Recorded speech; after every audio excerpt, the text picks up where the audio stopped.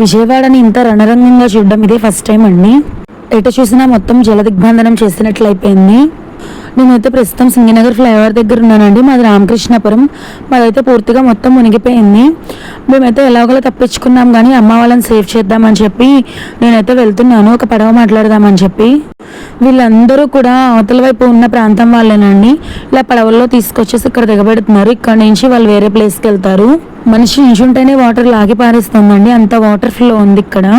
ఉదయం 6 గంటలకు వెళ్ళి నేమిచ్చానండి. ఇలా మా అమ్మ వాళ్ళకి ఒక బోట్ కావాలి అని చెప్పి వాళ్ళ ఇంటి వైపు వెళ్ళడానికి.